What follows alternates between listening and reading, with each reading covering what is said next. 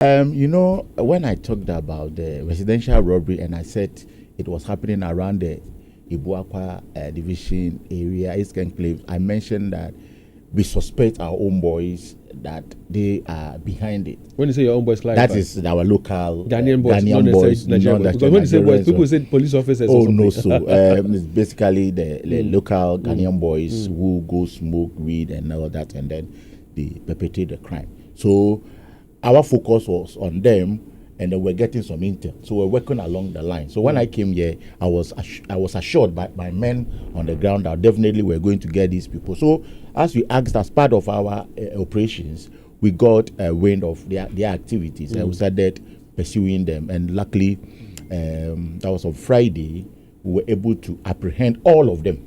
All of them? All of them on the same day. How many of them? 9. 9 of them? We have 9 of them in custody. Okay. And we picked up all of them on the same day. We arrest one during interrogation. He will mention another person. We'll pick the person will lead us to another. So that is what happened. And then if you ask, I will tell you that some of the places that we effected arrest are Bantama, Chronom, Kwadaso, Cilium Hospital area, Intensre, the Tobut area, where we arrested one fetish priest.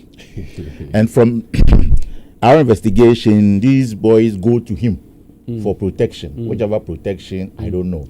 But they said that is where they go to. And even they buried their weapons, some of them in the ground in his house.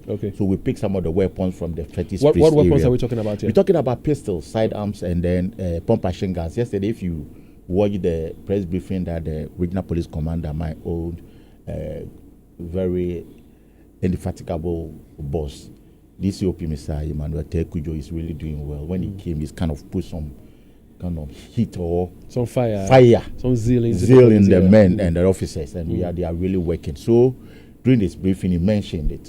He even showed some of the pistols, over 9 or so of them. He gave the names of the pistols, their numbers, and all that.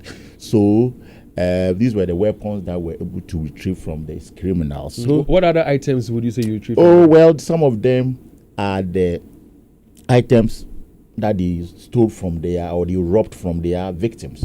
Some are laptops, mobile phones, electric gadgets, some are television sets, wristwatches, jewelries, and all that.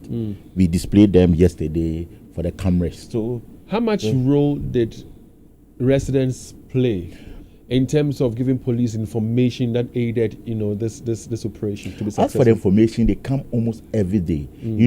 I always say that the criminals are living with us in the communities, as in the civilian community, and they've been seeing them. For instance, this operation, one of the suspects that we apprehended, let me give you the name, as Daniel Jumo, who was arrested at Bantama. He's 46 years. Is alleged to have provided information that facilitated the robbery at the Apiedu area. So during that operation robbery, the KNUST and then our operational team, received a distress call, and they proceeded to the area. And because of their swiftness and timeliness of the report that they received, we were able to get some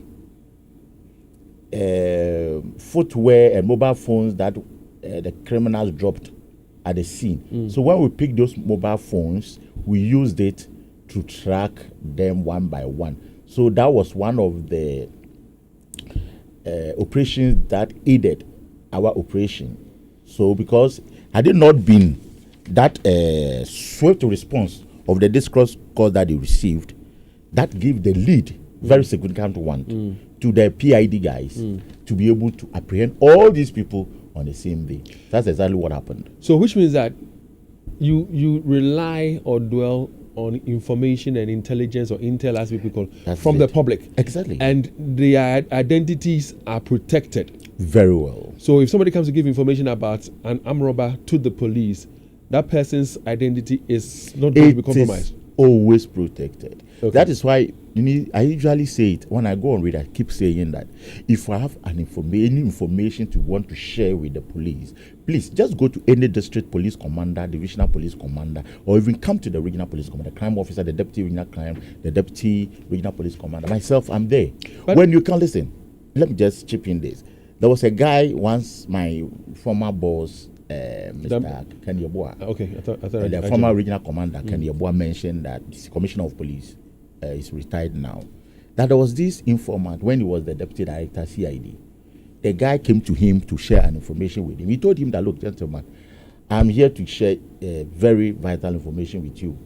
Can you please? He told the regional police at the time, the deputy CID boss, to turn off his phone whilst he also turned his phone before he shared the information, so that he knows that if he goes out and the information is leaked, he will link it up to the commander. So you can just walk in and say, I'm here to share information. Please, can you turn your phone off? So that if tomorrow you go out there, you don't go and mention that, yes, I'm the one who went and gave them. I don't think any professional police officer will go and mention you or go and give you out.